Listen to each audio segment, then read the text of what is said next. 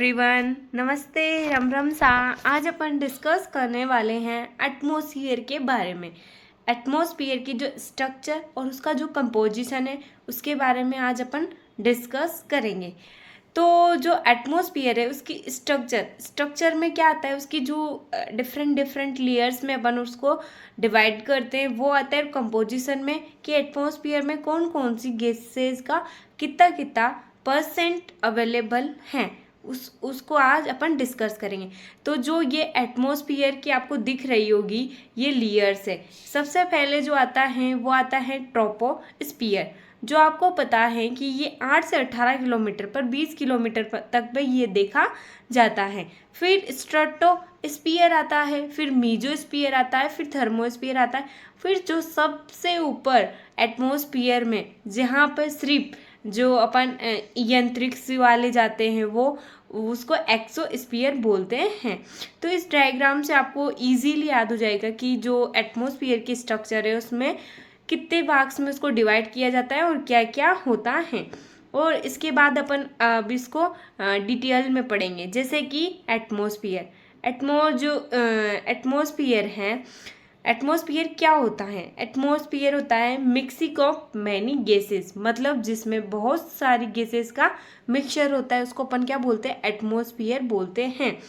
The gases involve of invisible flame of air surrounding the earth, मतलब अर्थ के चारों तरफ जो अपन को दिखती नहीं है पर वो क्या है, एक रूप में फैली हुई है। Atmosphere is a colorless, tasteless or odorless mixing of gases that surround the earth. Atmosphere extend up to 1600 kilometre Heights तक एटमॉस्फेयर देखा जाता है। तो जो कंपोजिशन होता है एटमॉस्फेयर का, उसमें मेनली जो गैसेस, ऐसे तो बहुत सारी गैसेस पाई जाती है पर उनकी क्वांटिटी बहुत कम होती है, पर जो सबसे ज़्यादा मेनली पाई जाती हैं वो नाइट्रोजन और ऑक्सीजन का सबसे ज़्यादा पार्ट होता है एटमॉस्फेयर के अंदर। तो 99% मतलब जैसे 95 या 90% तो नाइट्रोजन ही होता है। उसके बाद ऑक्सीजन होता है। जो नाइट्रोजन होता है उसकी वॉल्यूम, मतलब उसकी वॉल्यूम के अकॉर्डिंग तो वो 78.08% अवेलेबल होता है एनवायरनमेंट में, पर अगर उसके वेट के अकॉर्डिंग देखें तो 75% होता है। ऐसे ही ऑक्सीजन आता है। ऑक्सीजन वॉल्यूम के अकॉर्डिंग 20.94% होता है और वेट के अकॉर्डिंग 23.14% अवेलेबल होता है एनवायरनमेंट में। उसके बाद आता है आर्गन जो होता है उसकी वॉल्यूम बहुत कम पाई जाती है, 0.93, या फिर एक के लमसम भी बोल सकते हैं, पर एक के लमसम आ जाएगा तो आप फिर कंफ्यूज हो जाओगे, इसलिए आपको कंफर्म याद रखना है कि वॉल्यूम में 0.93% पाया जाता है और वेट में 9.02% पाया जाता है। और जो सबसे इम्पोर्टेंट याद रखने वाली जो गैस है वो है CO2, वो वॉल्यूम के अकॉर्डिंग 0.033% और अगर वेट के अकॉर्डिंग पूछेंगे तो उसमें 0.43% पाया जाता है, मतलब ज़्यादा पाई जाती है। ऐसे ही सोइल ईयर में, मतलब जो एटमॉस्फेयर होता है उससे सोइल ईयर में 8 से 10 गुना, मतलब 8 से 10 गुना ज़्यादा ऑक्सीजन पाई जाती है सोइल के अंदर। तो सोइल ईयर में जो CO2 होती है वो होती है 0.25 से 0.30% होती है। और ईयर में कितनी हो गई? ईयर में याद रखना है कि पॉइंट के बाद 0 भी आएगा, उसके बाद 33 आएगा, और इसमें क्या आएगा, इसमें डायरेक्टली 0.25 से 0.30% होती है। रेन वाटर में उससे भी ज़्यादा होती है, सोइल से भी ज़्यादा होती है रेन वाटर में 0.45%। जो वाटर वेपर एटमॉस्फेयर में होता है ऐसे तो ये 0.02% देखा जाता है, पर 4% तक इसकी वॉल्यूम एब्जॉर्ब की देखी जाती है। जो स्ट्रक्चर ऑफ एटमॉस्फेयर, जो एटमॉस्फेयर की स्ट्रक्चर है उसको बेसिकली वर्टिकल टेम्परेचर वेरिएशन के अकॉर्डिंग इसको डिवाइड किया गया है। तो सबसे फर्स्ट अभी अपने डायग्राम में देखा कि किस टाइप से इनको लेयर्स में डिवाइडेड किया जाता है। तो सबसे फर्स्ट में अपन आज डिस्कस करेंगे ट्रोपोस्फियर के बारे में। जो ट्रोपोस्फियर होता है सबसे नीचे की लेयर होती है और इसमें क्लाउड, फॉग, रेन, मिस्ट मतलब जितने भी क्लाइमेट्रिक या फिर वेदर, जो भी वेदर के अकॉर्डिंग होता है, साइक्लोन बनना, बारिश होना, वो सब ट्रोपोस्फियर में होता है। तो अपन को इसको बोलते हैं seat of weather phenomena. All weather phenomena like cloud, fog, rain, mist, dew occur this the layers called as dense part of atmosphere. सबसे ज़्यादा जो एटमोसफियर का पार्ट होता है, मतलब वो 85% होता है मास ऑफ टोटल एटमोसफियर का। और ये अभी मैंने आपको बताया ही सही कि ये कितने कितने किलोमीटर तक एटमोसफियर में पाई जाती है। तो 8 से 18 और 20 तक भी वेरी करता है।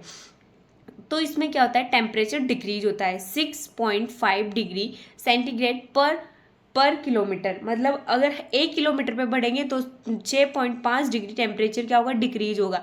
उसको अपन क्या बोलेंगे, जो टेम्परेचर डिक्रीज हो रहा है उसको अपन लैप्स रेट बोलेंगे। और एल्टीट्यूड बढ़ने के साथ में टेम्परेचर एट बाउंडिंग 60% तक इसमें टेम्परेचर होता है। और आपको जो अगर ट्रोपोस्फियर और स्ट्रेटोस्फियर को अगर डिवाइड करने वाली जो बीच में लेयर पाई जाएगी उसको बोलेंगे ट्रोपोपोज। तो ट्रोपोपोज किसके बीच होगा, ट्रोपोस्फियर प्लस स्ट्रेप्टोस्फियर के बीच। और स्ट्रेप्टोपोज किसके बीच में होगा, स्ट्रेप्टोस्फियर और मीजोस्फियर के बीच। और मीजोपोज होगा मीजोस्फियर और थर्मोस्फियर के बीच होगा।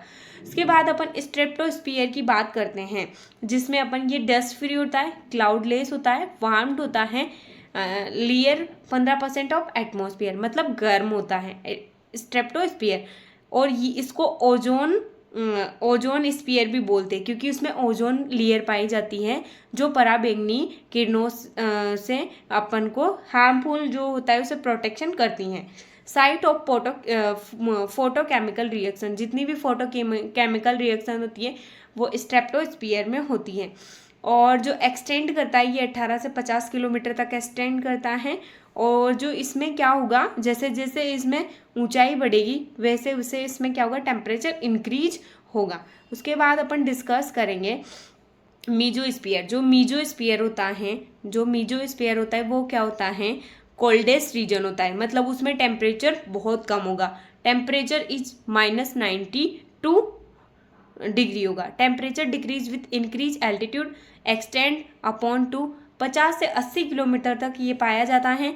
और इसमें कीमोस्फीयर बोलते हैं क्योंकि उसमें केमिकल प्रोसेसिंग ज़्यादा होती है मीजोस्फीयर में। और प्रेशर इज़ वेरी हाई। उधर थर्मोस्फीयर होता है वो 80 से 1600 किलोमीटर तक पाया जाता है। और इसमें जो एक्स रे, यूवी रे और जो भी गामा रे किरणें पाई जाती है थर्मोस्फीयर में, और इसको अपन आयनोस्फीयर भी बोलते हैं। Radio communication is possible due to the presence of ions layer, क्योंकि इनमें आयनोजेट लेयर पाई जाती है, इसमें रेडियो कम्युनिकेशन होता है थर्मोस्फीयर में। और फिर आता है temperature increase with altitude inversion due to the lack of dust particles. इसमें टेम्परेचर इंक्रीज होता है, तो टेम्परेचर इंक्रीज होगा उसको तो अपन इन्वर्जन बोलेंगे। और अगर टेम्परेचर डिक्रीज होगा उसको अपन लैप्स रेट बोलेंगे। जो इसमें सबसे ज़्यादा गैसेस पाई जाती है वो H2 और हीलियम गैस होती है। स्पेशली टर्म की बात करते हैं जिसमें सबसे फर्स्ट में आती है लैप्स रेट। लैप्स रेट अभी मैंने अब बताया कि जैसे जैसे एल्टीट्यूड बढ़ेगा टेम्परेचर डिक्रीज होगा, उसको अपन लैप्स रेट बोलेंगे। लैप्स रेट बोलेंगे। और टेम्परेचर चेंज ईयर रेस 10 डिग्री तक भी हो सकता है। इन्वर्जन अब मैंने आपको बताया कि जैसे जैसे एल्टीट्यूड बढ़ेगा वैसे वैसे टेम्परेचर भी बढ़ेगा। अगर वर्टिकल टेम्परेचर बढ़ रहा है एल्टीट्यूड के साथ साथ तो ये थर्मोस्फीयर में मेजर किया जाता है इन्वर्जन, और इसमें टेम्परेचर बढ़ता है। अल नीनो क्या होता है, जब ड्रॉट कंडीशन आती है, मतलब क्या होता है, a phenomena of positive temperature of Pacific ocean. मतलब पैसिफिक ओशियन में पॉजिटिव टेम्परेचर होता है तो अल नीनो मतलब ड्रॉट कंडीशन आएगी इंडिया में। ला इनो से क्या होगा, नेगेटिव टेम्परेचर होगा पैसिफिक ओशियन में, जिससे फ्लड आएगी इंडिया में। ड्यूरेशनल वेरिएशन क्या होता है, variation between day and night temperature.